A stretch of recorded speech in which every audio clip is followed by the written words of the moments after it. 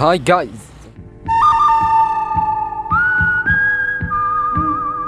فيديو اليوم حيكون روتيني اليومي.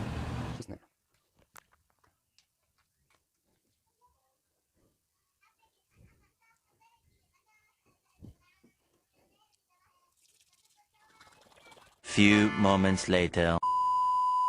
وبعد ما فرشينا اسناننا بنغسل وجهنا. وهلأ غسلنا وخلصنا، بدنا نروح نشوف كيتي. مين كيتي؟ هلأ بنعرف. وهلاك كيتي، هلأ كيتي حاليا نايمة. المدفية حنعملها حليب. بدنا كباية مي فاترة، بدنا نحط مية فاترة عليهم لحتى يذوب الحليب، وبنخفقهم شوي شوي بأمان وحنان وسلام، لا رح يصيروا كل دايق. بس بس بس. وهلا حطينا الحليب. كيتي تعال. وهلا نتركها تشرب حليب، ولبال ما تشرب حنعبيلها المأكلية، حنحطلها فيها بسكويت تكون شربت الحليب. حنعبيلها شوية مي، ما في مي كتير. حطينا لها أكل ومي وعم تاكل الساعة، عم تشرب حليب. جبنا لها فارة لأنه حنشوف ردة فعلها، وهي كتير بتحبها. رح نركب لها عليها حبلة مشان نقدر نلعبها فيها أحسن. حنلعبها بالفارة.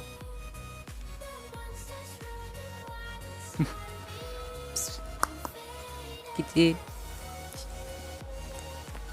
ولا بتركيها ولا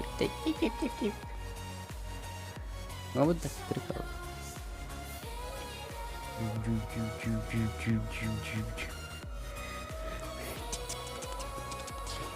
هيدا هو أكل كيتي، بيجي من كورن فليكس، حبته كتير كتير صغيرة، هسا أصغر ما بنشوفه على الكاميرا.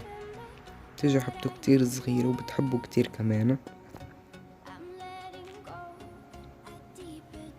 وهيدي بسينة، هيدا رمل، رمل الكات، بيجي 100% طب ناتشورال، طبيعي 100%، وبيعمل فيه كتير منيح، وحباته كتير صغار وما بيطلعوا حتى ريحة.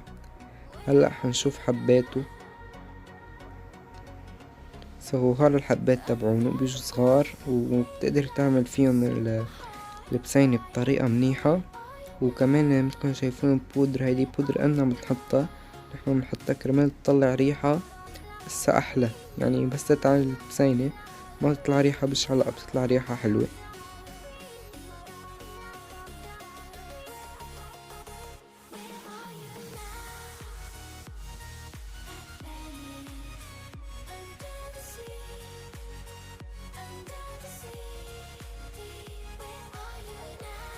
أهم شي تغليفها بالنايلون مشان ما يطلع علي عفونة بيضة على الوجه، وكرمال ما تخرب بنحطها بالراد وبنغلفها كتير منيح بالنايلون. هلا بنحط رز وبنحط نفرم معهم مارتديل من العلبة تبعيتها، نفرمهم صغير صغير مثل ما هلا انتو عم تشوفوا، نفرمهم صغير صغير وبنخلطهم مع الرز. هي كتير بتحمل ووجبة كتير منيحة لإلها. هيك تدغري تطلع على البلكونة. عاملين هون بيت من الكرتون، بتحب تفوت عطول عليه تقعد فيه، حاطين لها هيك. وهيدا كان فيديو اليوم، ما تنسوا اللايك والشير والسبسكرايب، وانطرونا بفيديو جديد.